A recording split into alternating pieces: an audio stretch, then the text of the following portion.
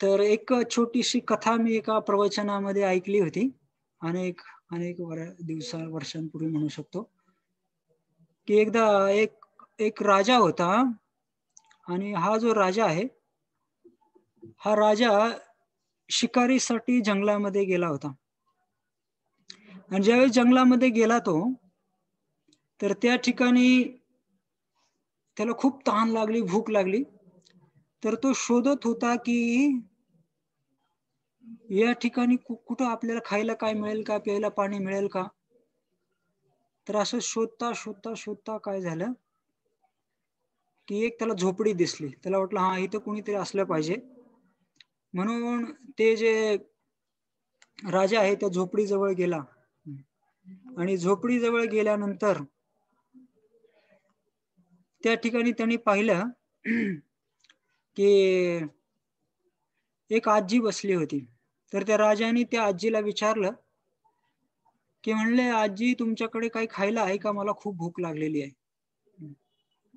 तर ती आजी म्हणते, "बाबा माझ्याकडे तर काही खायला नाहीये, पण हे इथं तुला खूप भूक लागली असेल, तर या ठिकाणी थोडासा भात आहे, तांदूळ आहे, तू शिजवून तो खाऊ शकतोस." तर त्यावेळी त्या राजाने जे आहे, ते तांदूळ शिजवले, खूप भूक लागली होती. आणि नंतर त्यांनी काय केलं, की तो भगवंतांना भोग लावण्यासाठी ते पातेलं ठेवलं त्यांनी आणि 5 मिनिटासाठी झोपडीच्या बाहेर गेला. आणि परत आला तो राजा आणि आल्यानंतर त्यांनी पाहिलं, की एक गाय आली होती आणि ते जे गाय आहे, गाय सगळा भात खात होती. तर राजा एकदम अरे ओरडला, "अरे, अरे, अरे!" म्हणले, "या गायीने सगळा भोग हे करून टाकला, आता मी काय खाऊ?" म्हणले. त्या आजीला विचारलं, म्हणले, "दुसरं काय आहे का?" म्हणले, "भात तर खाल्ला या गायीने." तर आजी म्हणते, की "बाबा तिथं थोडीशी फळं पडलेली आहेत, ते खाऊ शकतो." राजाने त्या फळाचा भोग लावला आणि फळं परत बाहेर गेला आणि आत येऊन त्यांनी पाहिलं, तर एक माकड आले आणि सगळे ते फळं पळून घेऊन गेलं. आता या ठिकाणी राजा परत हातात झाला. म्हणलं, "अजून काय आहे का?" आजीला विचारलं. आजी ते म्हणली, "काही काही नाही." म्हणले, "पाणी आहे मटक्यामध्ये बाहेर, ते पिऊ शकतो." आणि तो जो राजा बाहेर गेला, पाणी प्यायला लागला. 1 ग्लास, 2 ग्लास पीत असा त्याने पूर्ण सगळा मटका पिला. पण त्याची काही तहान भागल्यास शेवटी मटका सगळा रिकामा झाला. आणि त्यावेळी काय झालं, की राजा बेडवरून खाली पडला. याचा अर्थ काय, की राजा ते एक स्वप्न पाहत होता आणि ज्यावेळेस जागा झाला तर तो एका राजमहालामध्ये होता आणि ते एक स्वप्न होतं. तर दुसऱ्या दिवशी सकाळी राजदरबारात गेल्यानंतर त्यांनी सांगितलं, की आपल्या राज्यातले सगळे जे पंडित आहेत, त्या सगळ्या पंडितांना तुम्ही काय करा, बोलवा. म्हणले, "मला काही प्रश्न विचारायचे आहेत त्यांना." तर बोलवलं म्हणले आणि त्या राजाने त्या सगळ्या पंडितांना एक त्याचं जे स्वप्न होतं, ते सगळं स्वप्न जसं आहे तसं सांगितलं. आणि स्वप्न ज्यावेळेस सांगितलं, तर त्या राजाने विचारलं, की "मला आता प्रश्न असा आहे, की मी त्या स्वप्नामध्ये मी ज्याचा अनुभव केला, ते सत्य होतं का आता मी राजा आहे आणि तुम्हा सगळ्यांना माझी प्रजा समजत आहे, हे सत्य आहे? दोन्हीपैकी सत्य काय आहे?" तर त्यावेळी ते पंडित एकमेकांकडे बघायला लागले. म्हणजे असला काय प्रश्न आहे? म्हणले, "राजेसाहेब तुम्ही राजा आहात, आम्ही तुमची प्रजा, हे सत्य आहे." राजा म्हणला, "नाही. मी जे स्वप्नामध्ये पाहत होतो, ते मला एकदम वास्तविक अनुभव होत होता ना, असं मला वाटतं की ते सत्य आहे आणि आता हे जे मी राजा आहे स्वतःला समजतो, ते ते स्वप्न आहे, असं मला वाटतं." ते म्हणले, "नाही, नाही, नाही, नाही." राजा म्हणाले, "तुम्ही पंडित काही कामाचे नाही, यांना सगळ्यांना जेलमध्ये टाका." जेलमध्ये टाकलं. तर काय झालं, की काही दिवसानंतर त्या ठिकाणी एक मुनी आले, अष्टावक्र मुनी. आणि त्यांना समजलं, की असं-असं राजाने काही लोकांना बंदीमध्ये टाकलेलं आहे. तर त्यावेळी राजाला त्यांनी प्रश्न विचारला, "मी असं ऐकलंय, की काही पंडितांना तुम्ही जेलमध्ये टाकले, काही प्रश्नाचं उत्तर न दिल्यामुळं." म्हणजे मला तो प्रश्न विचारा, मी कदाचित तुमच्या प्रश्नाचं उत्तर देऊ शकेल. राजाने परत तो प्रश्न विचारला. म्हणले सत्य काय आहे? ते जो स्वप्न पाहिलं ते सत्य होतं की मी राजा समजतोय, हे सत्य आहे. आणि स्वप्न कुठलं आहे? तर त्यावेळी त्यांनी उत्तर दिलं. काय उत्तर दिलं? की म्हणले, हे राजा, म्हणले दोन्ही जे आहे ना, तू स्वतःला राजा समजतो आणि दुसरं तू जंगलामध्ये शिकारीला जाऊन तहान भुकेने व्याकुळ झाला होता. हे दोन्ही पण स्वप्न आहे म्हणले. मग राजा म्हणला, मग असं कसं काय? तर हो म्हणले, दोन्ही स्वप्न. मग सत्य काय आहे? त्यावेळेस राजा सांगतो की सत्य जे आहे ते आहे आध्यात्मिक जगत. जे भगवंताचं धाम आहे ते वास्तविक काय आहे? सत्य आहे. तर आणि आपण या ठिकाणी या जगामध्ये आलेलो आहोत भगवंतांना सोडून, आणि या ठिकाणी आपण या जन्ममृत्यूच्या चक्रामध्ये अडकून वेगवेगळे शरीर धारण करत आहोत. आणि हे जीवन सुद्धा एक स्वप्नवत आहे. हे जीवन संपलं की हे छोटस स्वप्न संपतं. दुसरं जीवन धारण करतो, त्या स्वप्नामध्ये आपण रममाण होतो. परंतु वास्तविक दृष्टीने आपण सत्य जे आहे भगवंतांचं धाम, त्याच्यामध्ये त्याच्या भगवत धामामध्ये जाण्यासाठी आपलं जीवन आहे. या स्वप्नातून बाहेर पडण्यासाठी आपलं जीवन आहे. तर हे जे स्टोरी आहे आपल्याला सांगते की वास्तविक जगत भगवंतांचं धाम आहे. आणि हेच सांगण्यासाठी स्वतः भगवंत काय करत असतात? या जगामध्ये पुन्हा पुन्हा अवतार घेत असतात. संभवामी युगे युगे, प्रत्येक युगायुगामध्ये अवतार येत असतात आणि हा संदेश देत असतात की या स्वप्नातून बाहेर पडा, माझ्या चरणांची शरण ग्रहण करा आणि त्या शाश्वत धामाची प्राप्ती करा आणि माझ्यासोबत आनंदामध्ये राहा. पण आपण सर्वजण विसरून या ठिकाणी या स्वप्नामध्ये रमलेले आहोत. तर 5000 वर्षापूर्वी भगवान श्रीकृष्ण या जगामध्ये याच्यासाठीच आले, परित्राणाय साधूनां विनाशाय च दुष्कृतां धर्म संस्थापनार्थाय संभवामि युगे युगे. धर्माची स्थापना करण्यासाठी आले आणि जगाच्या कल्याणासाठी, उद्धारासाठी आणि त्यांना परत भगवत धामाला घेऊन जाण्यासाठी त्यांनी काही आदेश पण देऊन गेले.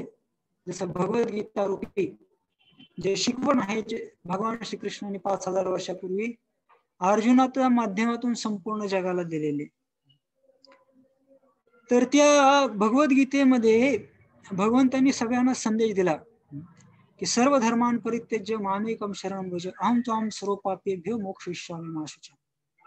सगळ्या धर्मांचा त्याग करून माझी शरण घ्या, मी तुम्हाला सगळ्या पापातून काय करतो? मुक्त करतो आणि मा शुच, भिवू नका. तर भगवंतांनी हा संदेश दिला. त्याचबरोबर भगवंतांनी हाही संदेश दिला, मनमना भव मद्भक्तो मद्याजी माम नमस्करो मामे वैशी सत्यम ते प्रतिजाने प्रियोसी में, की माझे भक्त व्हा, माझं पूजन करा, मला नमस्कार करा. असं केल्याने तुम्ही परत माझ्या धामाला निश्चितपणे येणार.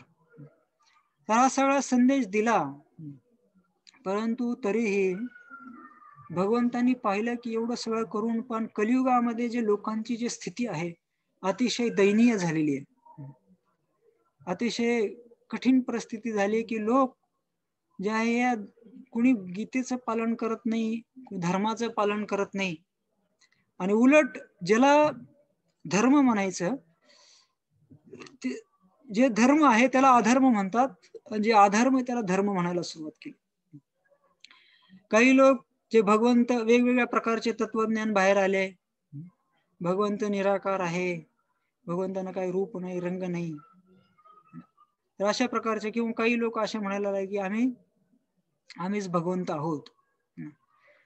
तर अशा हे परिस्थिती पाहिल्यानंतर भगवंतांनी ठरवलं की मला इथं गेलं पाहिजे. ह्यांना जे गीतेचा जो आदेश आहे तुम्हाला स्वतः पालन करून दाखवला पाहिजे या सगळ्या लोकांना, आणि तरच ह्यांचा उद्धार होऊ शकतो. म्हणून हे जे शरणागतीचं तत्व आहे, कृष्ण भक्तीचं जे तत्व आहे, सर्वोच्च तत्व शिकवण्यासाठी चैतन्य महाप्रभू या जगामध्ये 500 वर्षापूर्वी पश्चिम बंगालमध्ये अवतरी झाले, आणि अवतरी झाले सगळ्या जगाच्या कल्याणासाठी.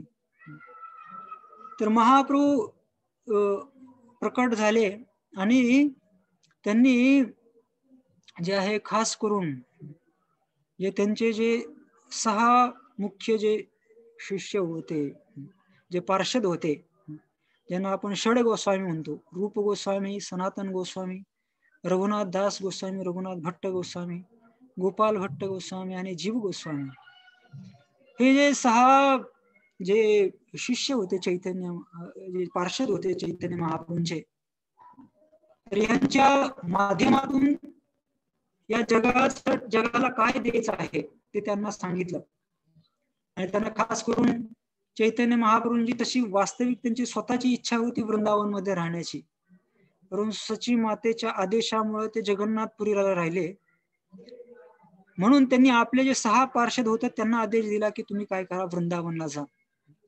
आणि वृंदावन मध्ये जाऊन त्यांनी 4 गोष्टी करायला सांगितल्या. म्हणजे ज्या लीलास्थली आहेत त्या लीलास्थलींचं पुनरुत्थान करा, त्यांना शोधून काढा.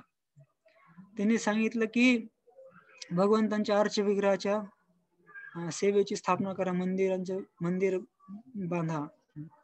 आणि त्यांनी सांगितलं की हे जे काही तत्वज्ञान तुम्हाला शिकवलेलं आहे त्याच्याविषयी ग्रंथांचं लिखाण करा. आणि त्याच्यामधून 4था आदेश त्यांनी सांगितला की एक आदर्श वैष्णव किंवा आदर्श भक्त कसा असला पाहिजे याचं आपल्या स्वतःच्या जीवनातून तुम्ही काय करा, सगळ्या जगाला स्वतःच्या उदाहरणातून जगाला वैष्णव सदाचार काय आहे ते शिकवा. तर 4 आदेश त्यांनी आपल्या मुख्य पार्षदांना चैतन्य महाप्रभूने दिले. आणि त्यांचं तंतोतंत पालन करत जे षड गोस्वामी आहेत वृंदावन मध्ये त्यांनी आपलं जीवन व्यतीत केलं. आणि आपण पाहतो की आज आपण जे काही पालन करतो ते ह्याच चैतन्य महाप्रभूंची जे शिकवण आहे आणि तेच शिकवण षड गोस्वामींच्या माध्यमातून आपल्यापर्यंत पोहोचलेली आहे, गुरु परंपरेच्या माध्यमातून. आणि तिचं आपल्या जीवनामध्ये आपण काय करत आहोत, पालन करण्याचा प्रयत्न करत आहोत.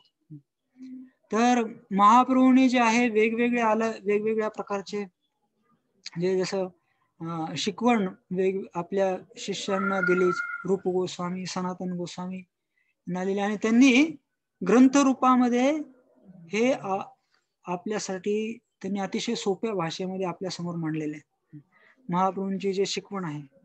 आणि खूप मोठं आपलं सद्भाग्य आहे की हे शिकवण आपल्याला दिलेले सोप्या भाषेमध्ये. तर असं एक उदाहरण सांगितलं जातं की जर तुम्हाला स्वतःला जर फणस खायचा असेल तर तुम्ही स्वतः जर जाऊन खायचा प्रयत्न केला तर तुम्हाला पहिले त्या फणसाला झाडावर चढावं लागेल. झाडावर चढल्यानंतर तिथे तर अशा लाल मुंग्या असतात, ते लगेच चावायला सुरू करतात. तर तुम्हाला त्याच्यापासून वाचावं लागेल पहिलं. दुसरं, त्या फणसाजवळ गेल्यानंतर फणस लगे आंब्यासारखं लगे तोडू शकत नाही, त्याला एकदम गोल गोल गोल गोल फिरवावं लागतं. तुमच्याकडे जर हात तोडायला काही नसेल तर गोल गोल गोल गोल फिरवावं लागतं. ते फिरल्यानंतर मग ते तुम्ही घेऊ शकता, ते घेऊन खाली यावं लागतं. आणि ते फणस कापण्यासाठी सुद्धा खूप सावधानतेने कापावं लागतं. अन्यथा जर कुणाला माहिती नसेल फणस कसं कापायचंय तर ते तुमचा सगळा हात असा चिकट चिकट चिकट होऊन जाईल. म्हणून फणस कापण्याच्या अगोदर हाताला तेल लावतात, नंतर ते फणस ते कापल्यानंतर आतमधून जो गर असतो बाहेर काढतो आणि त्या गराच्या आतमध्ये गुठळी असते, ते गुठळी पण बाहेर काढावं लागते. आणि नंतर जो एकदम गर आहे तो आपण प्लेट मध्ये ठेवतो, भगवंतांना अर्पण करतो आणि मग तो प्रसाद म्हणून आपण खाऊ शकतो. तर स्वतःला फणस खायचं म्हटलं तरी एवढी मोठी प्रोसिजर आपल्याला करावी लागेल. परंतु जर कोणी आपल्याला रेडीमेड भोग लावलेला प्रसाद जर आणून दिला, खाण्याचं काम किती सोपं आहे. तर या 6 गोस्वामींनी चैतन्य महाप्रभूंची जी शिकवण आहे हे अतिशय सोप्या भाषेमध्ये आपल्या सर्वांसमोर सगळ्यांसाठी मांडलेले आहे. पण झालं असं की ते सुद्धा जे शिकवण आहे हे सुद्धा समजणं आपल्यासारख्या, म्हणजे माझ्यासारख्या ऍक्च्युली सामान्य जे व्यक्ती आहे त्याला समजणं खूप कठीण आहे. म्हणून श्रील प्रभुपादांची असीम कृपा आहे की त्यांनी ते जे तत्वज्ञान आणखीन प्रॅक्टिकल आपल्या वैयक्तिक जीवनामध्ये कसं आणू शकतो याच्याविषयी त्यांनी मार्गदर्शन केलेलं आहे.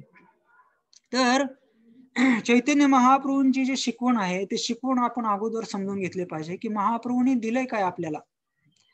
आणि त्याच्यानंतर मग प्रश्न येतो की त्याचा आपल्या जीवनामध्ये कसं त्याचं पालन करू शकतो. हाच पुढचा प्रश्न आहे. तर मी आज विचार केला की आजच्या प्रवचनामध्ये मी जे आहे जे महाप्रभूंचं जे तत्वज्ञान आहे त्याचं जे एक सार रूपामध्ये तीन गोष्टींवरती मी बोलणार आहे. आणि ते जे सार एका श्लोकामध्ये दिलेलं आहे. तर तो श्लोक असा आहे, जीवे दया नामे रुची वैष्णव सेवन इह चार धर्म नाही सुन सनातन. तर सनातन गोस्वामी म्हणतात चैतन्य महाप्रभू की तीन गोष्टी आहेत. सगळ्या याचा सार जर पाहिलं आपण तर तीन गोष्टी कुठल्या आहेत? जीवे दया नामे रुची आणि वैष्णव सेवन. तर मी आज विचार केला की या तीन गोष्टी जरी आपण आपल्या जीवनामध्ये जर आत्मसात करू शकलो तर खूप मोठी अचिव्हमेंट आहे आपले. याच्यासाठी पूर्ण आपलं जीवन कमी आहे या तीन गोष्टी मध्ये परफेक्शन प्राप्त करण्यासाठी. एवढ्या जरी तीन गोष्टी केल्या तरी सगळं जे सार आहे चैतन्य महाप्रभूंच्या शिकवणीचं ते आपल्याला प्राप्त होईल. तर सगळ्यात पहिलं सांगितलेलं आहे जीवे दया. तर जीवे दयाबद्दल मी थोडस बोलू इच्छितो की जीवे दया म्हणजे जीवांवरती दया किंवा त्याला आपण करुणा म्हणू शकतो. तर हे जे जीवे दया आहे, आता या जगामध्ये जे आहे करुणा जे दाखवली जाते लोकांवरती किंवा जीवांवरती, तर वेगवेगळ्या लोकांची वेगवेगळी भाषा आहे की करुणा आपण कशी दाखवू शकतो.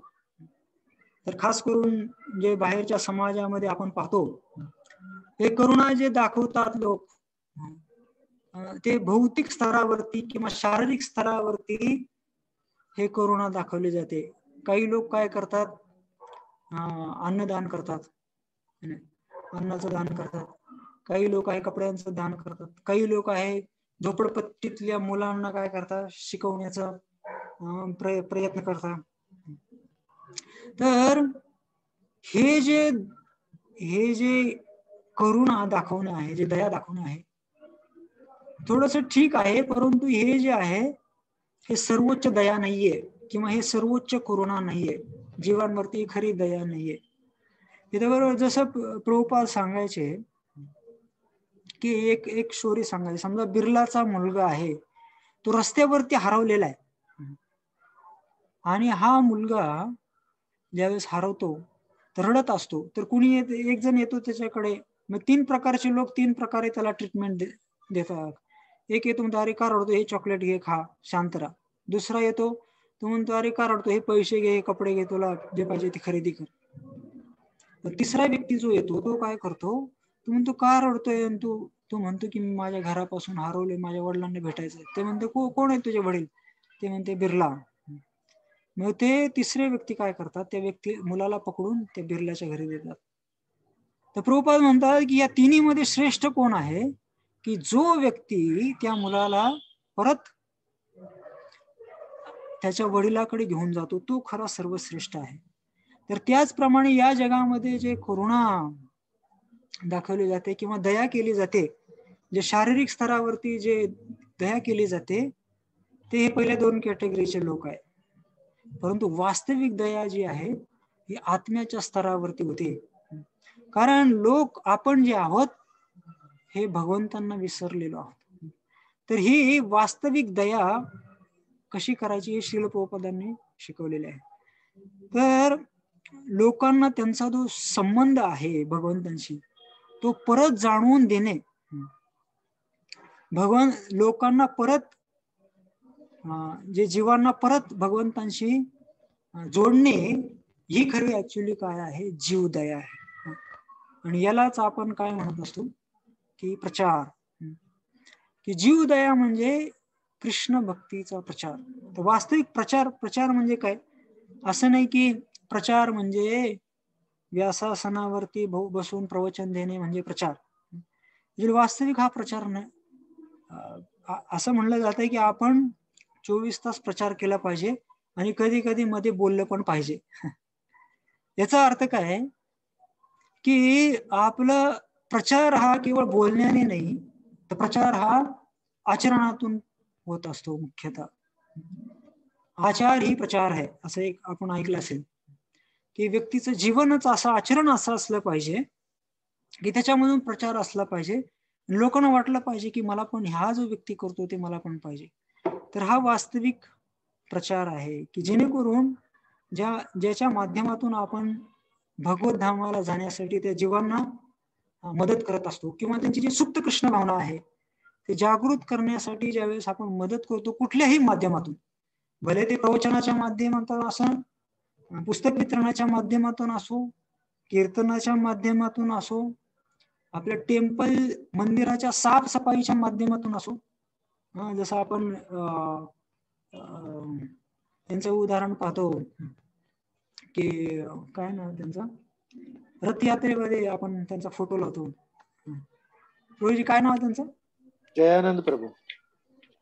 जयानंद प्रभू. जयानंद प्रभू एक व्यक्ती जस्ट ट्रेनिंग करत होते.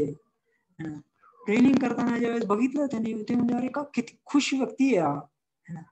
तर त्यांच्याकडे बघून, त्यांचे आनंदी चेहरा बघून त्या व्यक्तीने कृष्ण भावनेला जॉईन केलं. तर हे ऍक्च्युली वास्तविक काय आहे, प्रचार आहे. आणि प्रचार वास्तविक कोण करू शकतो की ज्याला सगळ्यात पहिलं जे आहे की जो परंपरेशी प्रामाणिकपणे जोडलेला आहे, हे जे गुरु शिष्य परंपरेशी प्रामाणिकपणे जोडलेला आहे, तो ऍक्च्युली प्रचार करू शकतो. किंवा ज्याच्यावरती गुरूंची कृपा झालेली आहे, किंवा गुरूंचा आशीर्वाद किंवा आदेश ज्याला प्राप्त झालेला आहे, ज्यांनी गुरुला संतुष्ट केलेला आहे. प्रभुपाद भगवद्गीतेच्या 2ऱ्या अध्यायामध्ये ते सांगतात की आध्यात्मिक गुरूंची संतुष्टी हे खरं आपल्या यशाचं काय आहे, रहस्य आहे. गुरुला ज्यावेळेस प्रसन्न करताना तर भगवंत प्रसन्न होतात. तर जो अशा गुरूंकडून आदेश ज्याला प्राप्त झालेला आहे, जो परंपरेशी जोडले आहे. आणि तिसरी महत्वाची गोष्ट, तो प्रचार करू शकतो की ज्याच्या हृदय जे आहे जे करुणेने भरलेलं आहे, त्याच्या हृदयामध्ये पूर्ण करुणा आहे.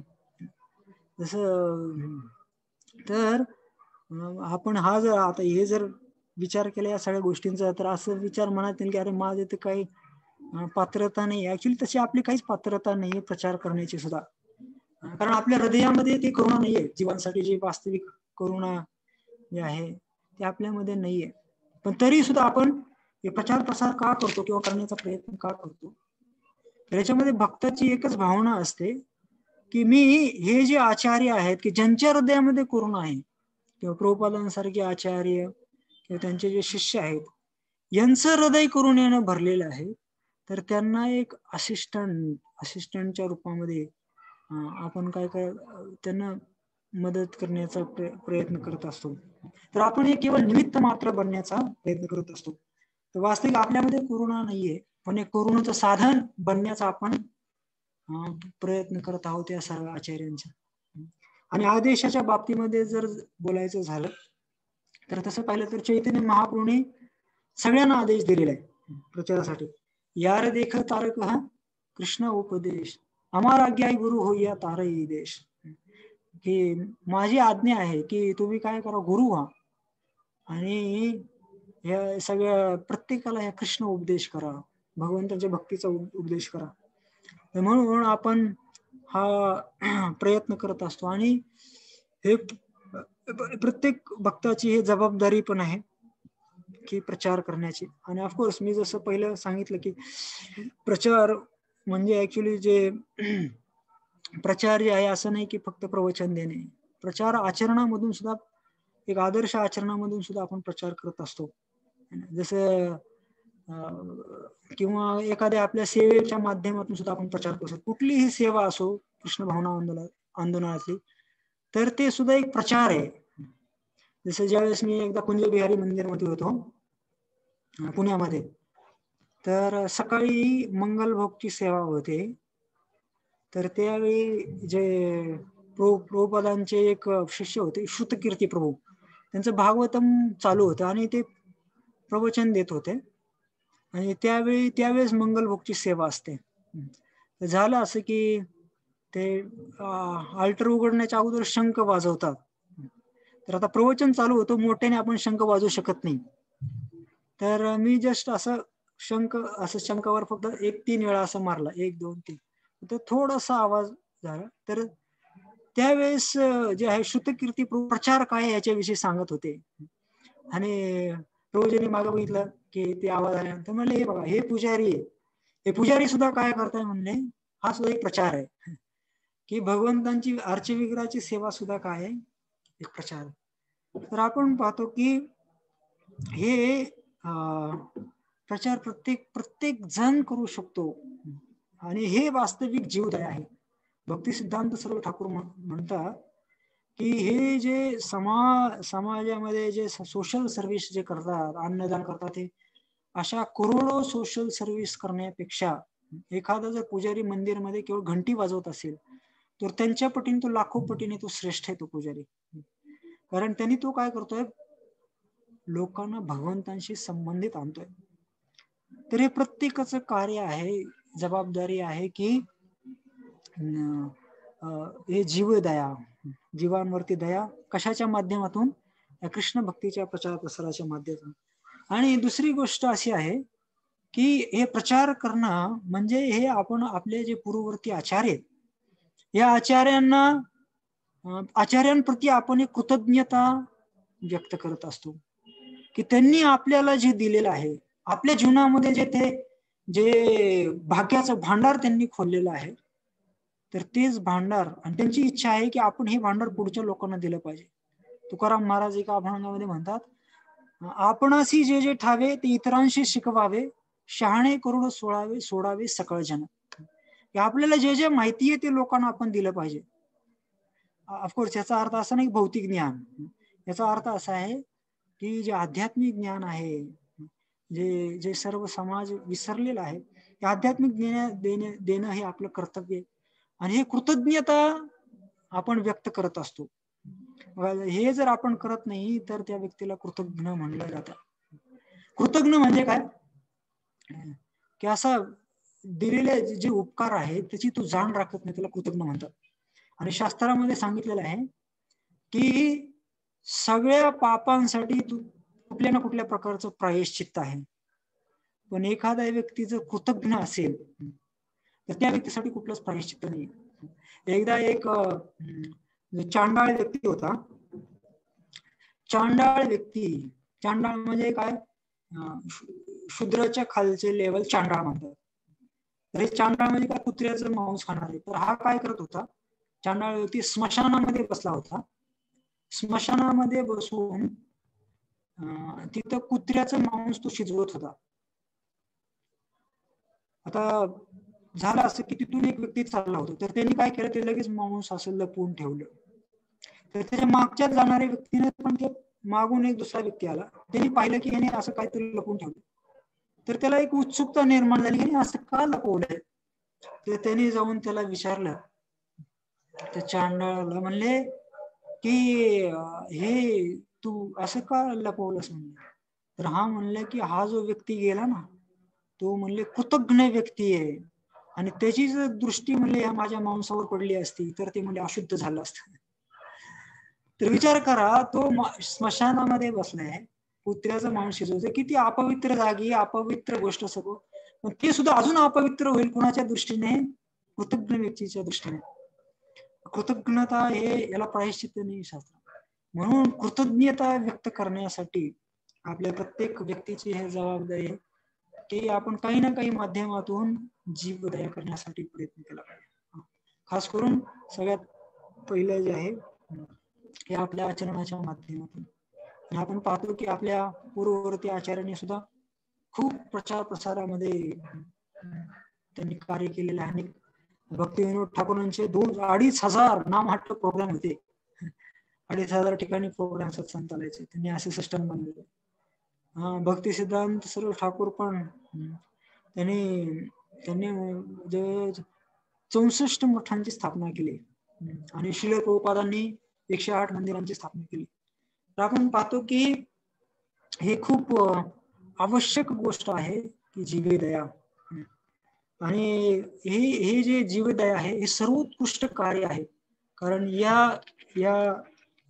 या कार्यातून आपण काय करतोय, जे भगवंतांशी आपण काय करत आहोत, या जीवांना परत जोडत आहोत.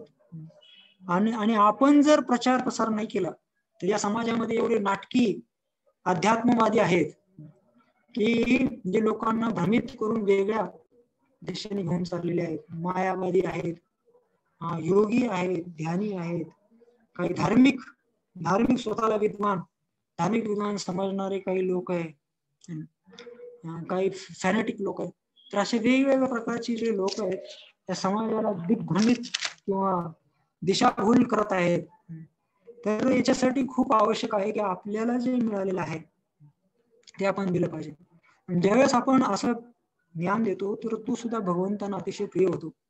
भगवद्गीतेच्या 18व्या अध्यायातल्या 69व्या श्लोक मध्ये भगवान श्रीकृष्ण म्हणतात, नच तस्मान मनुष्येषु कश्चिन मे प्रिय कृत्तमः भविता न च मे तस्माद अन्य प्रियतर भुवी.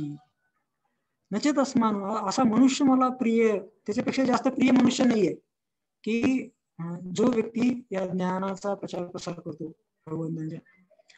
ऑफकोर्स हे सगळं करत असताना एक प्रचारकाची भावना सुद्धा योग्य भावना असली पाहिजे.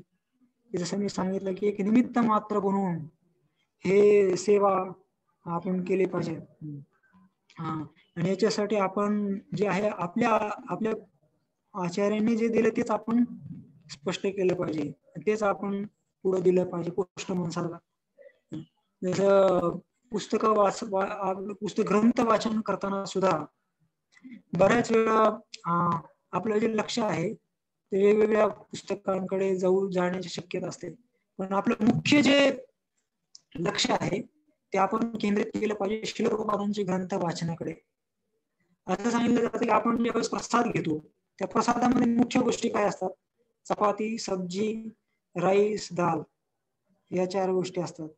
आणि बाकीचं मग त्याच्यासोबत कधी चटणी असते, पापड असतो, लोणचं असतं, हे असतं. पण आपण असं कधी करत नाही की एकदम नुसतं लोणचं जास्त खातो, चपाती सब्जी खातो, असं कधी करत नाही आपण. तर त्याचप्रमाणे ग्रंथ वाचनामध्ये सुद्धा आपला अधिक भर जो आहे हे श्रील प्रभुपादांच्या ग्रंथ वाचनावरती असला पाहिजे. ते चपाती सब्जी राईस झाले ते आपल्याला काय करणार आहे? आपल्याला नरिशमेंट देणार आहे, पोषण देणार आहे. आणि त्याच्यानंतर सोबत चटणी एखाद्या रेफरन्स साठी जे आहे इतर पुस्तकं आपण रेफर करू शकतो. तर हे भावना सुद्धा एक योग्य भावना आपण जर ठेवून जीवदया केली तर जीवदया आपण करू शकतो, आपली जर भावना योग्य असेल तर. तर हे पहिलं तत्व आहे जीवे दया. दुसरं जे आहे ते म्हणजे नामे रुची. तर भगवंतांच्या नामामध्ये रुची. तर जे विश्वनाथ चक्रवर्ती ठाकूर जे आहेत ते सांगतात की जे रूप गोस्वामींनी जे भक्तीचे 64 अंग दिलेले आहेत, ह्या 64 अंगापैकी हे सर्वश्रेष्ठ जे 3 मुख्य अंग आहेत, श्रवण, कीर्तन आणि विष्णू स्मरण. तर या 3 मुख्य, आणि ह्या 3 पैकी सुद्धा जे मुख्य आहे ते म्हणजे कीर्तन. तर कीर्तन जे आहे 4 प्रकारचं कीर्तन आहे. नाम कीर्तन, रूप कीर्तन, गुण कीर्तन आणि लीला कीर्तन.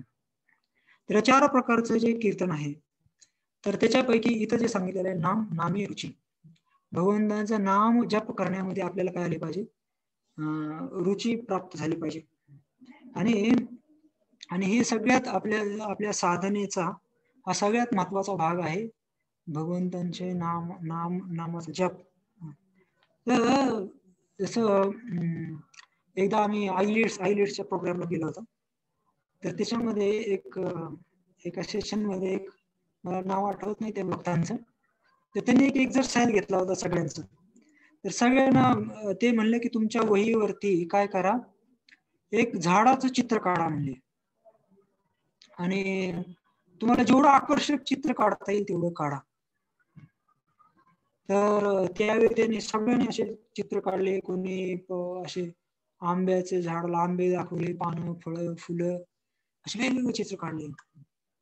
तर त्यांनी बघितलं आणि त्यांनी मग सगळे चित्र सगळ्यांचे बघितल्यानंतर तर त्यांनी म्हणले की याच्यामध्ये हे सगळे अपूर्ण चित्र आहेत. तर भक्त म्हणाले कसं काय अपूर्ण? म्हणले याच्यामध्ये मुळं कुठे आहेत म्हणले, कारण मुळं कुणीच काढले होते. झाड म्हणजे फक्त जमीन दाखवली होती आणि त्या जमिनीवरती झाड उगवलेलं दाखवलं होतं. तर त्याच्यामध्ये मुळं कुठे आहेत, तर मुळंच दिसत नव्हते त्याच्यामध्ये. तर ते म्हणले तुम्ही झाड जे काढलं आहे ते अतिशय चांगलं आहे, पण ह्या झाडाला जे पोषण प्राप्त होतं, हे पोषण प्राप्त होतं ह्या मुळांपासून. तर झाडाला जर मुळं नसतील ना, तर हे झाड कधीच कोसळून पडेल. तर आपली जी साधना आहे,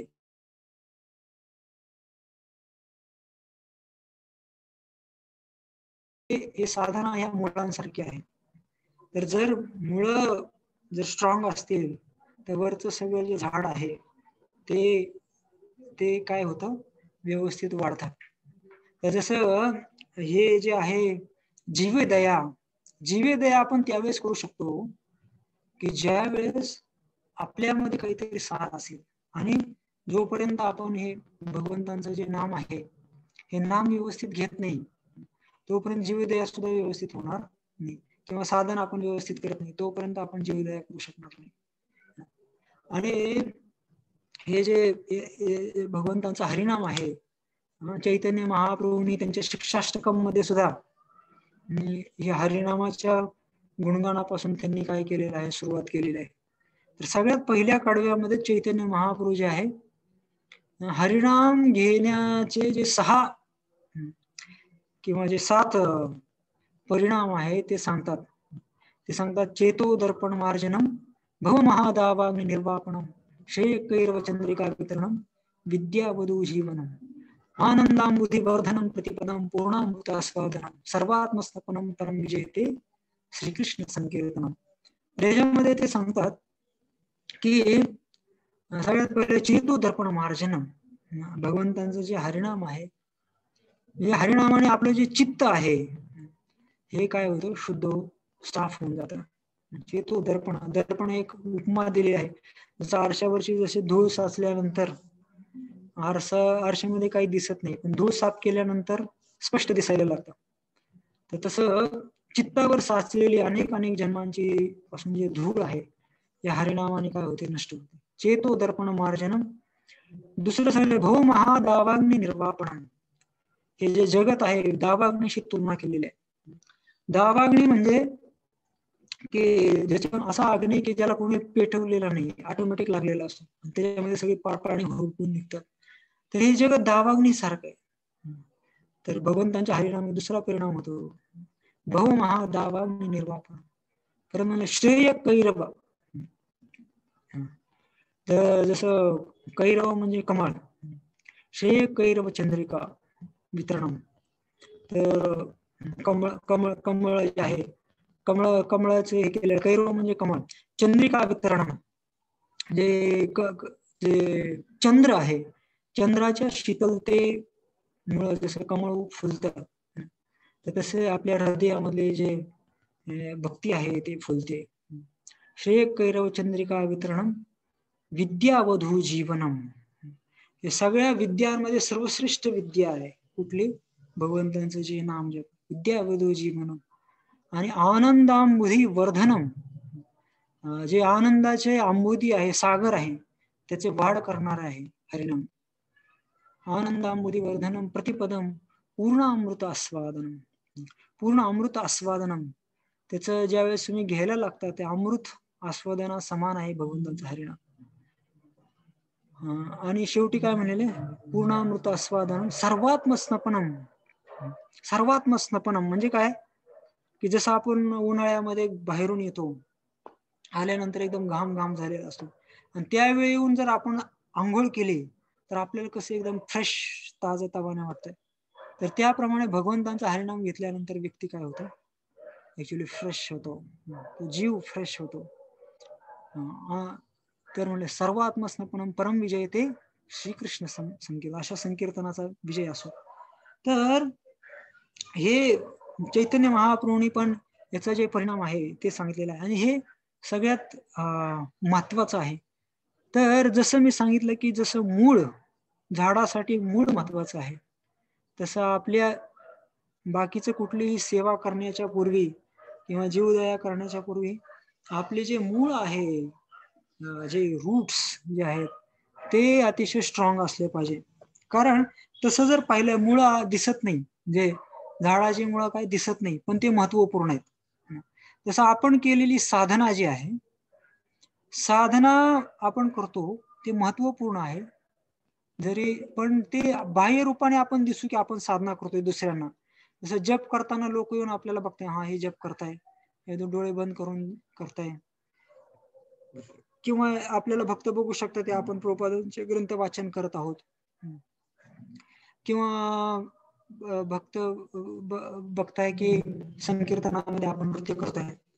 तर हे सगळं होत आहे, परंतु हे फक्त बाह्य दृष्टीने ते आपल्याला पाहत आहे. पण आतमध्ये आपली भावना काय चाललेली आहे हे कोणाला दिसत नाही. जशी मुळं झाडाची दिसत नाही, तशा आपल्या हृदयामध्ये काय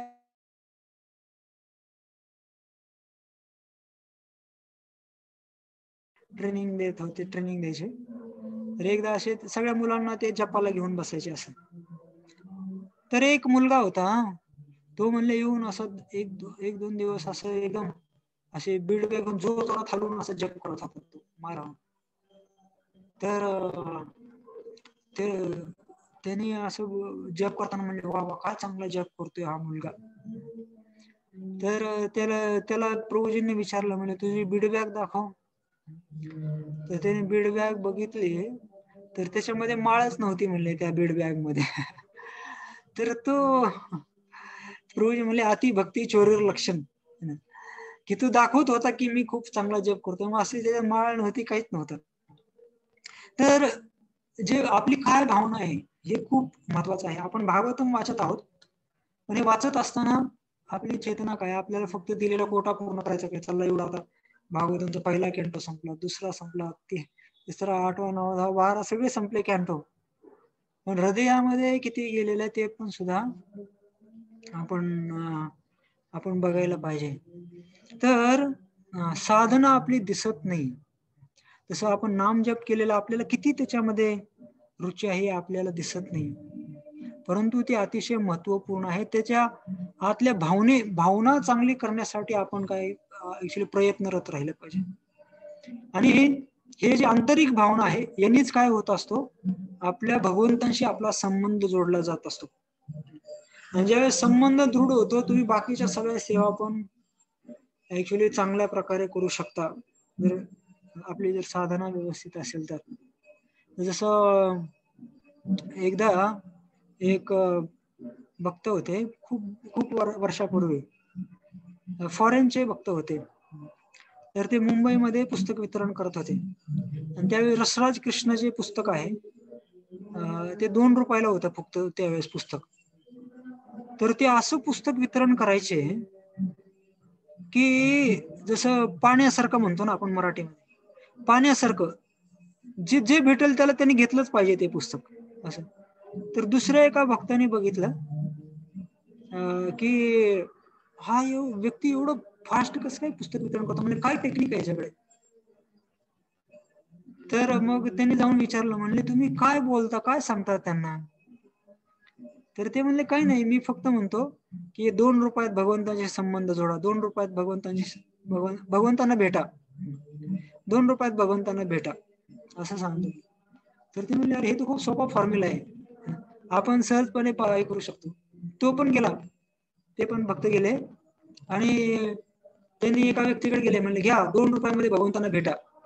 तर त्या व्यक्तीने त्यांच्याकडे असं बघितलं, म्हणले तूच भेट, म्हणले मला नको काय. तर त्यावेळेस त्यांना समजलं की हे जे पुस्तक वितरण हे काही टेक्निक नाहीये, तर हे भगवंतांशी आपला किती दृढ संबंध आहे त्याच्यावरती अवलंबून आहे की हे सगळी कुठली बाकीची सेवा कशी होते ते. तर हा जो संबंध आहे, खास करून आपल्या साधनेने आपण भगवंताशी चांगल्या प्रकारे जोडू शकतो. आणि त्याच्यामध्ये पण सुद्धा जे आहे, जे हरिनाम आपण जे 16 माळांचा जो हरे कृष्ण महामंत्राचा जप करतो, आणि हे जप केल्याने ऍक्च्युली काय होतं, ते नामामध्ये जर रुची असेल तर आंतरिक आपली काय होत राहते, प्रगती होत राहते. आणि असं नाही की हे 1-2 दिवसाचं काम आहे. दिवसानुदिवस, महिनोन्महिने, वर्षानुवर्ष ज्यावेळेस आपण या हरिनामाचा शेल्टर घेतो, आश्रय घेतो, त्यावेळेस त्या हरिनामामध्ये काय होते, रुची प्राप्त होते.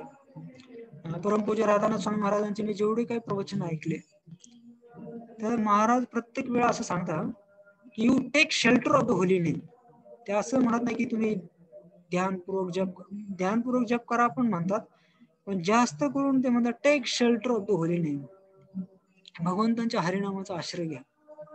तर ज्यावेळेस जप करतो आपण, तर त्यावेळेस मला आता हरिनामाशिवाय दुसरं कोणी तारू शकत नाही ह्या भावनेने, आणि एकदम तीव्रतेने भगवंतांच्या नामाचा आश्रय घेण्याचा आपण काय केला पाहिजे, प्रयत्न केला पाहिजे. ऑफकोर्स ही गोष्ट बोलायला खूप सोपी आहे, पण जीवनामध्ये उतरवण्यासाठी खूप कठीण आहे. पण ऍटलिस्ट आपला प्रयत्न जर असेल तर प्रयत्न आपण केला पाहिजे. त्याच्यासाठी काही ना काही वेगवेगळ्या भक्तांसाठी ऍक्च्युअली वेगवेगळे मार्ग असू शकतात हरिनामाचे जपामध्ये रुची वाढवण्यासाठी. एक त्याच्यापैकी एक खूप महत्वाचा मार्ग आहे की तुम्ही जेवढं एक्स्ट्रा जप कराल तेवढी तुमच्या हरिनामामध्ये रुची वाढेल. जसं एकादशीचा दिवस असेल किंवा एखादा विशेष दिवस असेल, तर त्या दिवशी आपण जास्त माळांचा जप केला पाहिजे. तर जोपर्यंत तुम्ही जास्त जप करत नाही तोपर्यंत रुची येणं खूप कठीण आहे एक्स्ट्रा. तर जेवढं प्रयत्न आपल्याला जेवढं शक्य आहे तेवढं जास्त आपण या हरिनामाचा जप करण्याचा प्रयत्न केला पाहिजे. त्यावेळेस काय होईल, हळूहळू आपल्याला नाम जपामध्ये रुची येऊ शकते. तर नाम जप करताना सुद्धा ज्यावेळेस आपण 16 माळा सुरू करतो, आपलं असं असतं की चला आता 16 माळा पटापटा कधी संपवायच्या, घेतलं की 1 मिनिट पण गेला नाही पाहिजे, लगेच सुरू करायचं. ऍक्च्युली त्याच्या अगोदर थोडीशी आपण तयारी करायला पाहिजे जप करण्यापूर्वी, की आपण एक 5 मिनिटं 7 मिनिटं प्रार्थना केली पाहिजे आपल्या गुरुला, गुरु परंपरेला, तुळशी महाराणीला, नामाचार्य हरिदास ठाकूरांना, आपल्या जे विग्रह आहेत भगवंतांचे, तर त्यांना भगवंतांना प्रार्थना केली पाहिजे जप करण्यासाठी. आणि अशी भावना आपण कुठल्याही स्थितीमध्ये असो तर भगवंतांना प्रार्थना केली पाहिजे की मी तुमचा दास दासानुदास आहे, गोपी भरतूर पदकमळ दास दास. तर या भावना तयार करून नंतर ज्यावेळेस तुम्ही जप कराल त्यावेळेस त्याच्यामध्ये एक वेगळी तीव्रताचा अनुभव आपण करू शकतो. आणि इव्हन जप संपल्यानंतर सुद्धा आपण भगवंतांना प्रार्थना केली पाहिजे की भगवंत या नाम जपामध्ये काही करताना माझ्याकडून अपराध झाले असतील, त्या अपराधांना तुम्ही अपराध क्षमा करा, मला हरिनामामध्ये रुची येऊ द्या. नामप्रभूंना प्रार्थना केली पाहिजे.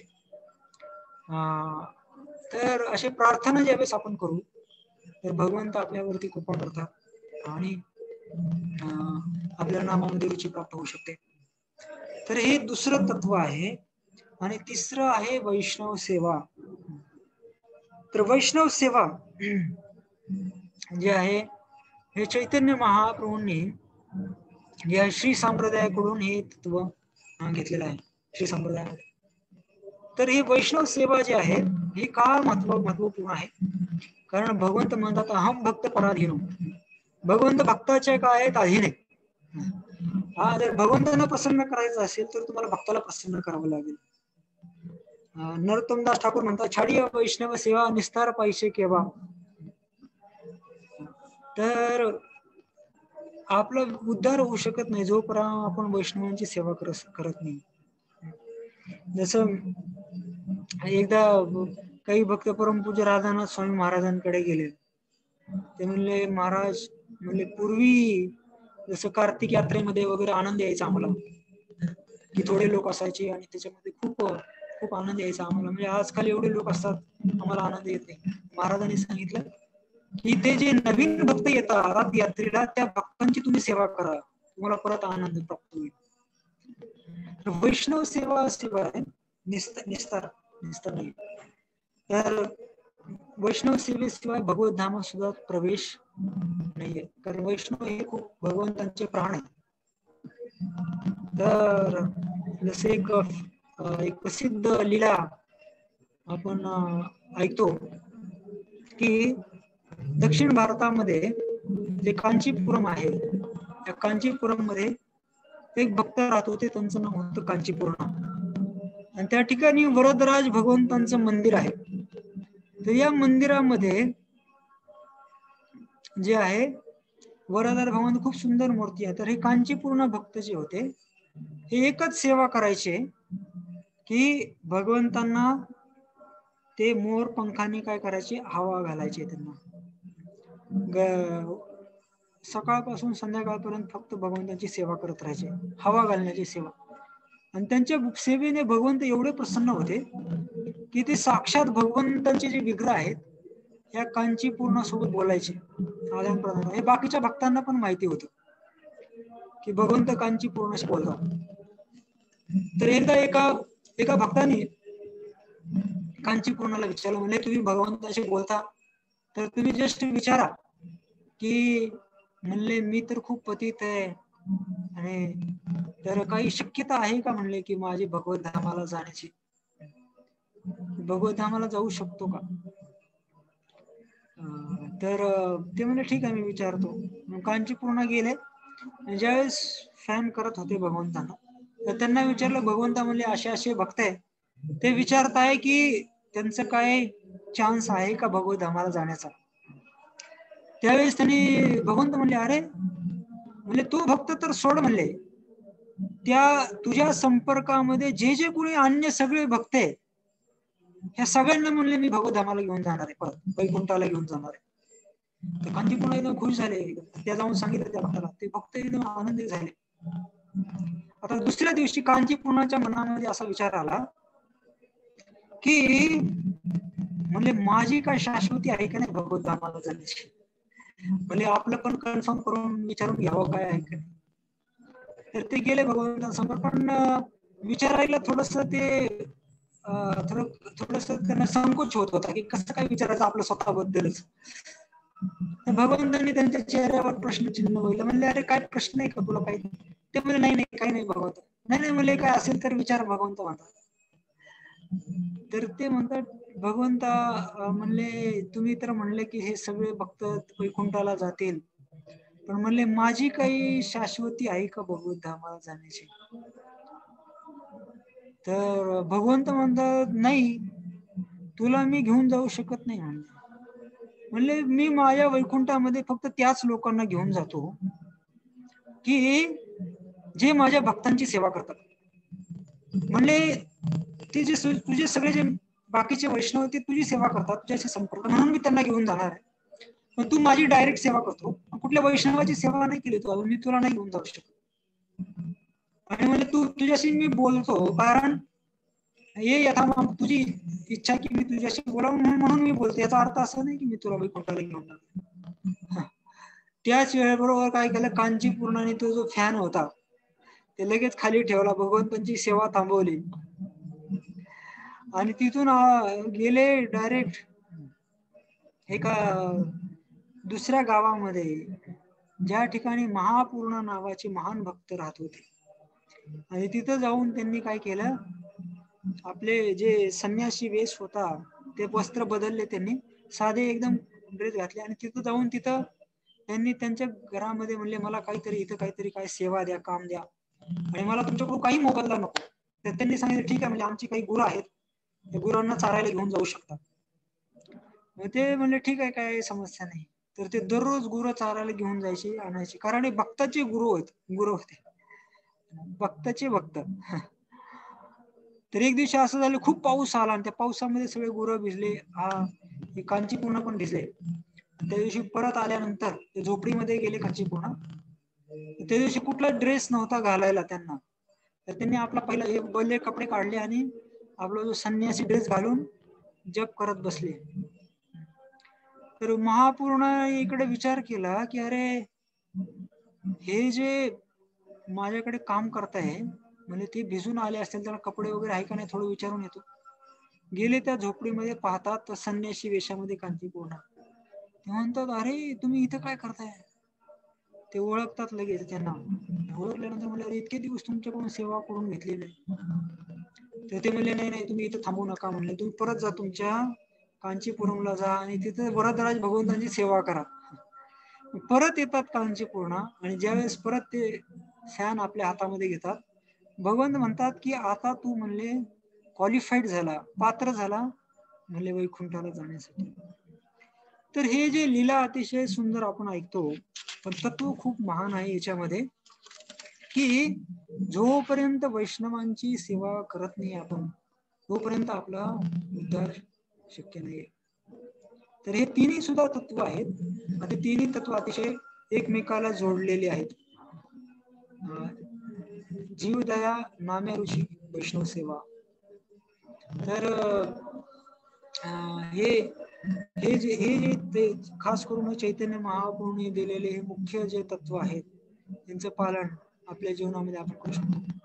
पण हे सगळे जे तत्वांचं जर पालन करायचं असेल, तर एक मुख्य तत्व आहे, की एक मुख्य गोष्ट आहे की जी आपल्या जीवनामध्ये आपण आणण्याचा प्रयत्न केला पाहिजे, आणि ते म्हणजे काय, की विनम्रतेची भावना. विनम्रतेची भावना जोपर्यंत येत नाही, हे तिन्हीपैकी काहीच आपल्याला करू शकत नाही. ना आपण जीवदया करू शकत नाही, ना नामरुची येणार नाही, ना आपण वैष्णव सेवा पण करू शकणार नाही. तर म्हणून चैतन्य महाप्रभू सुद्धा चैतन्य शिक्षाष्टकम मध्ये सांगतात, तृणादपि सुनिचेन तरोरपि सहिष्णुना अमानिना मानदेन कीर्तनीय सदा हरी. तर हे जोपर्यंत आपण आपल्या जीवनामध्ये उतरवण्यासाठी प्रयत्न करत नाही, तोपर्यंत बाकीच्या गोष्टी सुद्धा काही करू शकत नाही. आणि जरी आपल्याला ह्या गोष्टी आपण करत असू, नामामध्ये रुची आणण्याचा प्रयत्न करतो, जीवदया करण्याचा प्रयत्न करतोय, आणि वैष्णव सेवा पण करतोय, पण हे सगळे जे सेवा आहे, या विनम्रतेचं जोपर्यंत आवरण नाहीये, त्याला काही किंमत नाहीये. ते नष्ट लगेच होऊन जाईल, तुम्हाला प्राप्त झालेली गोष्ट सुद्धा.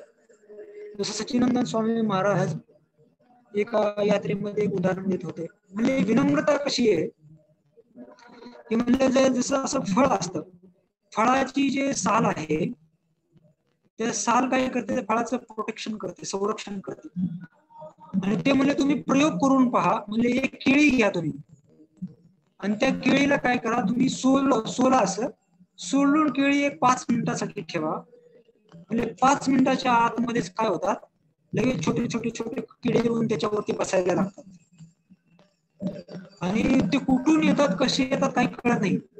तुम्ही कुठलंही फळ सोलून ठेवा, साल काढून ठेवा, लगेच किडे व्हायला सुरुवात होती, आणि ते फळ काय होतं, सडायला सुरुवात होते.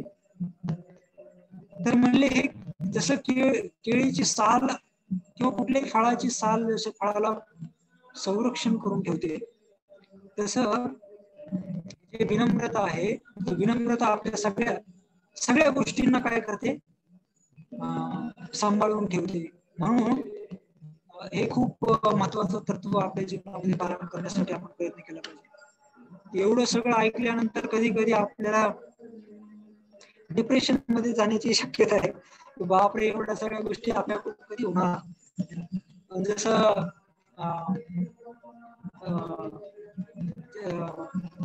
हे सांगितलं आहे, रूप गोस्वामींनी सांगितलं, उत्साहात निश्चय धैर्य तत्त कर्म प्रवर्तना संग त्यागा सतोवृत्ते षड्वीर भक्ती प्रसिद्ध घेतील.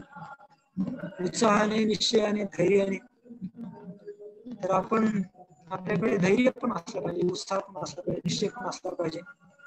आणि याच्यासाठी जे आहे, आपण एखाद्या महान वैष्णवाशी आपण काय केले पाहिजे, आपली आसक्ती जोडली पाहिजे. त्यांच्याकडून आपण सतत श्रवण केलं पाहिजे, त्यांनी दिलेल्या आदेशावरती आपण चिंतन केलं पाहिजे. ज्यावेळेस हे चिंतन करू, तर हे तत्व आपल्यामध्ये आत्मसात करायला खूप सोपे होतात व्यवसायावरती. तर शेवटची एक छोटीशी एक स्टोरी सांगून मी या ठिकाणी थांबतो. तर एकदा एका गावामध्ये एक माताजी राहत होत्या. तर एक दिवशी त्यांच्या गावामध्ये गुरु आले त्यांचे, आणि झालं असं की त्या माताजीचे जे पती होते ते एकदम नास्तिक होते. नास्तिक, त्यांना काय आवडत नव्हतं हे सगळं भक्ती वगैरे हे. पण हे जे स्त्री होती, त्याची पत्नी, अतिशय चांगले भक्त होते, आणि ते खूप सेवा करायचे. तर एक दिवशी गुरु महाराज त्यांच्या गावामध्ये आले, तर तिला खूप आनंद झाला. म्हणून त्या गुरूंना काय केलं, त्यांनी आपल्या घरी बोलवलं, त्यांचा आदर सत्कार केला, त्यांचे पाय धुतले, त्यांना पूजा केली, त्यांना प्रसाद दिला. आणि पण त्यावेळी पती घरामध्ये नव्हते. आणि सगळं झाल्यानंतर शेवटी पती ज्यावेळेस आले, त्यांनी बघितले, अरे म्हणजे एक साधू आपल्या घरामध्ये येऊन बसलाय. त्याचं डोकं एकदम फिरून गेलं, कारण त्याला पहिल्यापासून भक्त आवडत नव्हते, भक्ती आवडत नव्हते. तर त्यांनी त्यांना एकदम असं रागवायला सुरुवात केली. म्हणजे तुम्ही कसं काय आले माझ्या घरामध्ये?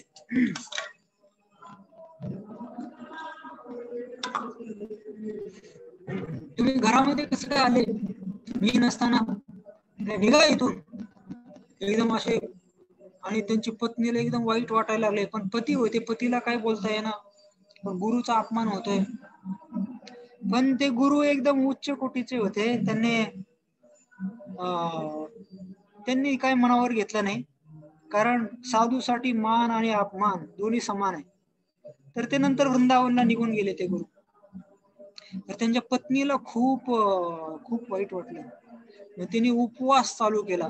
पतीला म्हणले की आज म्हणले तुम्ही माझ्या गुरूंचा अपमान केलेला आहे, म्हणले मी आता काहीच खाणार नाही, जोपर्यंत माझं हे शरीर संपत नाही तोपर्यंत काही खाणार नाही, कारण मी तुम्हाला काही करू शकत नाही आणि गुरूंचा अपमान मी सहन करू शकतो. आता हा जो पती होता हा थोडासा पत्नी आसक्त होता, पत्नीवरती थोडासा आसक्त होता. तर तो म्हणला, अरे असं नको करू बाबा, हे खा म्हणले, तू असं नको करू. ते म्हणे नाही, माझ्या गुरुचा अपमान मी सहन नाही करू शकत. तो पती म्हणला ठीक आहे, म्हणजे मी काय केल्यानंतर म्हणजे तू हा उपवास थांबवशील? तर ते पत्नी म्हणली एकच गोष्ट, तुम्ही परत वृंदावनला जा, माझ्या गुरूंना परत त्यांची क्षमा मागा आणि त्यांना इथं परत घरी घेऊन या, त्यांची सेवा करा, आणि मग त्यावेळी मी सोडू शकते. तर आता पत्नीसाठी गेला हा तू, तिथे गेला आणि गुरु महाराजांची क्षमा मागितली, त्यांना घेऊन आले, त्यांची खूप चांगली सेवा केली, त्यांना प्रसाद वगैरे दिला. त्यावेळेस पत्नीने उपवास थांबवला आणि मग हे गुरु परत निघून गेले. पण झालं असं की त्या वैष्णवांची सेवा झाल्यानं या व्यक्तीच्या मनामध्ये भक्तीचं बीज रोवलं गेलं आणि हळूहळू त्यांनी भक्ती करायला सुरुवात केली. आणि एक दिवस असा आला की त्या दिवशी पत्नीला म्हणले मला परवानगी द्या. कशासाठी? म्हणले संन्यास घ्यायचा आहे मला. आणि त्यांनी संन्यास घेतला. आणि आजही आपण पाहतो गोवर्धनच्या पायथ्याशी त्यांची समाधी आहे आणि त्यांचं नाव आहे अंगददासजी महाराज. तर हे खूप महान असे भक्त होऊन गेले. तर ह्या लीलेमधून मला हे सांगायचं आहे की जर आपली एखाद्या महान वैष्णवांप्रती जर आसक्ती असेल तर त्या आसक्तीने आपण आपला उद्धार निश्चित आहे. या लीलेमध्ये हा जो पती होता या पत्नीशी आसक्त होता. तर त्याचप्रमाणे आपण आपली जर आसक्ती शील प्रभुपादांप्रती जर आपण निर्माण केली तर चैतन्य महाप्रभूंची कुठलीही शिकवण आहे आत्मसात करणं अतिशय सोपी गोष्ट आहे. आपल्या जीवनात खूप मोठ्या गोष्टी करायची गरज नाहीये. शील प्रभुपादांनी दिलेला जो प्रोग्राम आहे की जे शील प्रभुपादांनी दिलेले तत्व आहे इस्कॉन मध्ये तेवढे जरी पालन केले, 16 माळांचं जप, 4 नियमांचं पालन, दिलेला सकाळचा कार्यक्रम, या गोष्टींचं एक प्रामाणिकपणे आपण जर पालन केल्या तर निश्चितपणे चैतन्य महाप्रभूंचे सगळे जे तत्व आहेत म्हणजे शिकवण आहे ते आपण आपल्या जीवनामध्ये आत्मसात करू शकतो. हरे कृष्णा. तर या ठिकाणी मी थोडासा प्रयत्न केला माझ्या परीने, ते काही चुकलं असेल तर क्षमा करा. आणि काही तुम्हाला प्रश्न वगैरे असतील तर प्रभूजी नंद दुलाल प्रभू तुम्हाला त्याचं उत्तर देतील. हरे कृष्णा. हरे कृष्णा. गिरीवरधारी प्रभू धन्यवाद. तुम्ही आम्हाला छान मार्गदर्शन केलं. खूप खूप धन्यवाद प्रभूजी. फार सोप्या भाषेत फार छान उदाहरणं देऊन छोट्या छोट्या गोष्टी सांगून आम्हाला खूप छान मार्गदर्शन केलं. मी आमच्या भक्तांतर्फे तुम्हाला कृतज्ञता अर्पण करतो आणि आमच्या भक्तांना विनंती करतो की जर कोणाला काही जिज्ञासा असेल, प्रश्न असतील तर अनम्यूट करून विचारू शकतात. हरे कृष्ण. हरे कृष्णा. दंडवत प्रणाम प्रभूजी. हरे कृष्णा. आवाज येतोय? गिरीवरधारी प्रभू तुम्हाला अनम्यूट करायला लागेल. आवाज येत आहे? धन्यवाद प्रभूजी. खरंच खूप सोप्या भाषेमध्ये तुम्ही मला 3 तत्व समजून सांगितली.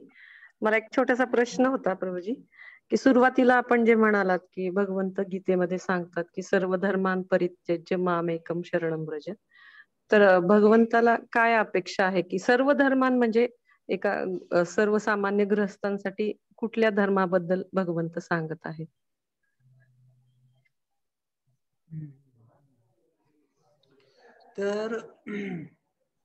तर याच्यामध्ये जे सगळे जे थोडक्यामध्ये जे गौण गोष्टी आहेत, या सगळ्या गौण गोष्टींचा आपण त्याग केला पाहिजे भगवंतांच्या भक्तीसाठी.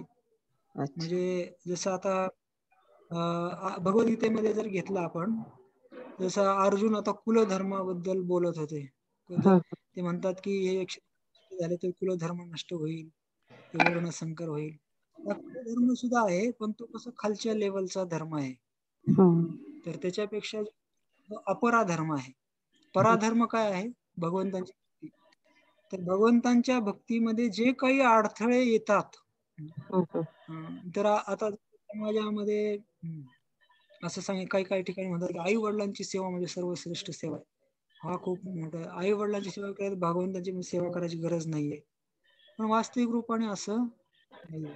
याचा अर्थ असा पण नाही की आपण आई वडिलांची सेवा सोडली पाहिजे, पण ते जर अडथळा येत असेल तर आपण ते सुद्धा त्याग करू शकतो आहे ना.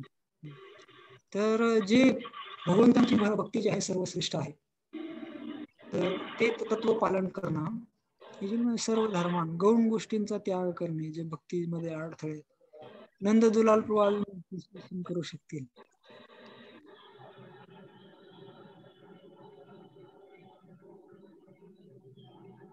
नंद दुलाल प्रभू. छान खूप धन्यवाद प्रभूजी. धन्यवाद प्रभूजी. खूप छान सांगितलं सोप्या भाषेमध्ये. खूप धन्यवाद. Thank you so much. प्रभूजीने विनंती केली म्हणून प्रयत्न केला काहीतरी.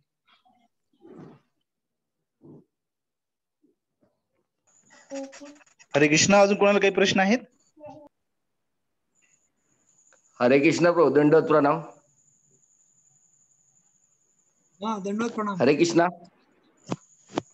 प्रभूजी, वैष्णवांची सेवा आपण केली पाहिजे, परंतु जर एखादा वैष्णव आपल्या सेवेचा गैरफायदा घेत असेल तर त्याची सेवा केली पाहिजे का आपण? आता समजा एखादी सेवा सतत सांगतोय आपल्याला तीच सेवा, मग आपण त्याची सेवा परत केली पाहिजे का? यस, नक्कीच. ऍक्च्युली गैरफायदा आपण आपली चेतना आपण चांगली ठेवली पाहिजे. पुढचं काय करतोय हे जास्त महत्वाचं नाही. आपण हे फक्त त्याच्यामध्ये काय पाहिलं पाहिजे की हा व्यक्ती जप करत आहे भगवंतांचं, आणि त्या भावनेने आपण, आणि तो सुद्धा गुरु परंपरेशी कनेक्टेड आहे, भक्तांशी भक्ती करत आहे, तर त्याची काही का भावना असे ना, भले तो शोषण का करत असना, पण आपण जर चांगल्या चेतनेने जर त्याची सेवा केली तर आपली त्याच्यामध्ये प्रगती आहे. पण जर तुम्हाला त्याच्यापासून खूप त्रास होत असेल की बाबा हे मी नाही करू शकत, त्यांनी पहा सारखं, तर ह्याच्यासाठी थोडं मार्गदर्शन तुम्ही घेतलेलं चांगलं राहील. की तुमच्या वरिष्ठांना तुम्ही जाऊन सांगू शकता की माझ्या मनामध्ये खूप डिस्टर्बन्स होतंय, मला हे सारखं, तर ते प्रॅक्टिकल तुम्हाला सोल्युशन देतील. पण जसं मी म्हणलं की आपली चेतना चांगली असली पाहिजे, कारण सेवा करताना त्याच्यामध्ये भावना व्यवस्थित असेल तर त्याचा लाभ आपल्याला प्राप्त होईल. आपली जर भावना अशी असेल की अरे हा आपलं शोषण करतोय, काय सारखं, तर ते सेवा करून पण तुमची प्रगती होणार नाही जास्त. तर आपण विचार केला की माझ्यामध्ये सेवा भावनेची कमतरता आहे, तर म्हणून जे आहे आपली चेतना आपण चांगली करण्याचा प्रयत्न केला. आणि हे कधी होईल की ज्यावेळेस आपली साधना, जे रूट्स जे म्हणले झाडाचे जे मुळ आहेत ते ज्यावेळेस स्ट्रॉंग होतील ना, तर जसं व्यक्ती प्रगती करतो तसं सेवा भावना सुद्धा आपली वाढत राहते. तर सेवा भावना वाढवण्यासाठी आपण प्रयत्न केला पाहिजे. कारण आणि दुसरी गोष्ट बघितली पाहिजे की या जगामध्ये ज्या जगामध्ये आपण राहतोय, हे सगळे किंवा जे भक्त आहेत आपले, हे सगळे काय म्हणतात, शॉवर खाली आंघोळ करताय, तर काही ना काही दोष राहतात त्यांच्यामध्ये. तर वरिष्ठ पण खूप डिस्टर्बन्स जर होत असेल माइंड मध्ये अतिशय, तर त्याच्यासाठी निजी मार्गदर्शनाची खूप आवश्यकता आहे, पर्सनल गायडन्स. तर ते घेऊन मग ते तुम्हाला सेवा बदलू शकतात किंवा दुसरं हे करू शकतात. तर ठीक आहे प्रभूजी. धन्यवाद. हरे कृष्ण प्रभूजी. दंडवत हरे प्रणाम. कृष्ण. धन्यवाद. खूप पुन्हा छान लेक्चर दिलं. थँक्यू प्रभूजी. माझा प्रश्न असा होता की प्रभूजी तुम्ही साधनेविषयी सांगितलं की साधना ही मुळं कशी आतमध्ये कवर असतात, तशी साधना ही आपली इंटरनल असते. मग कधी कधी असं एक आपल्याला आपल्या जीवनामध्ये पण कधी कधी आपल्याला असं वाटत असतं की आपली साधना छान चाललीये किंवा आपण नियमांचं पालन करतोय, 16 माळा जप करतोय, मग ही एक साधना आहे आणि ही खूप छान पद्धतीने एक प्रयत्न करतोय आपली करण्याचा. परंतु कधी कधी असं एक जाणवतं की तुम्ही जे म्हणालात की आपली आंतरिक भावना आणि जी चेतना आहे, तर त्याच्याकडे कुठेतरी आपण जे चिंतन म्हणतो ते कुठेतरी कमी पडतं. आणि मग जेव्हा काही नकारात्मक गोष्टी घडतात जीवनामध्ये, आपल्या आध्यात्मिक असतील, तर त्यावेळेस ते आतून जे बाहेर पडतं ना, ते जाणवतं की ते विषच आहे. तर मग अशा वेळेस आपण हरे कृष्ण. आवाज बंद झाला.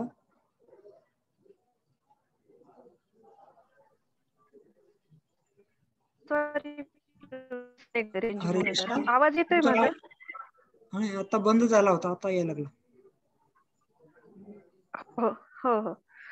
तर मग आपण आपल्या रोजच्या जीवनामध्ये आध्यात्मिक, तर आपण कशा पद्धतीने हे जागृत राहिलं पाहिजे आणि कशा पद्धतीने ही जी चेतना आहे, हा जो मूड आहे, हा चांगला कॉन्शियसनेस ठेवण्यासाठी आपण प्रयत्न केला पाहिजे?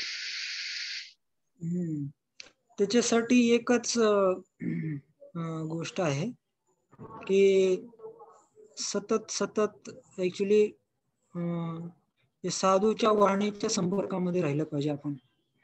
खास करून आपले जे गुरु महाराज आहेत किंवा काही वरिष्ठ वैष्णव आहेत, यांच्या वाणींचं श्रवण करत राहणं हे सगळ्यात श्रेष्ठ गोष्ट आहे. की वेळ काढून आपण काही ना काही नेहमी त्यांचे वचन ऐकत राहिले पाहिजे. आणि इव्हन प्रभुपादांचे ग्रंथ वाचन हे सुद्धा एक सायलेंट हिअरिंग म्हणलेलं आहे. तर हे जे एक दोन गोष्टी आहेत, याच्यामध्ये जास्त खंड जर पडला तर मग समस्या निर्माण होते. तर गुरु जे आहेत, गुरु कर्णधारम म्हणलेले आहे. ते गुरु आपले जे काही जीवनाची जे बोट आहे त्याला मार्गदर्शन करणारे कॅप्टन आहेत. तर त्यांची वाणी आपण नेहमी ऐकत राहिलं पाहिजे. ते केवळ वाणी ऐकल्याने सुद्धा सगळ्या गोष्टी काय होतात, जाग्यावरती राहतात. श्रवणामध्ये जर श्रवण आणि कीर्तन हे जे दोन गोष्टी आहे ना, या महत्वाच्या आहेत. तर याच्यावरती श्रवण करत राहिल्याने बाकीच्या सगळ्या गोष्टी ठीकठाक होतात आपल्या. असं तर श्रवण वाचन या गोष्टी आपल्या ठरवून घेतल्या पाहिजे. मी प्रत्येक आठवड्यामध्ये एवढं तर करायलाच पाहिजे. तर हे केल्याने आपली चेतना ऍक्च्युली चांगली राहते. थँक्यू प्रभूजी. हरे कृष्ण. इथे एक चार्ट मध्ये एक प्रश्न आलेला आहे. What is the difference between साधू अँड ऋषीज? तर साधू जे आहे, साधू आणि ऋषी याच्यामध्ये टेक्निकली मला जास्त माहिती नाही काय फरक आहे, परंतु असं म्हणू शकतो आपण की जे ऋषी आहे, ऋषी असं हे नाही की ते भगवंतांचे भक्तच असतील असं नाहीये, शुद्ध भक्त असतील असं नाही. म्हणजे साधू आहे, साधू हा भगवंतांचा भक्त आहे. तर हे ऋषी बाकीचे ऋषी मुनी आपण जे म्हणतो त्याच्यापैकी काही ऋषी असे पण आहे की जे निराकारवादाचं तत्वज्ञान मांडणारे वगैरे असे.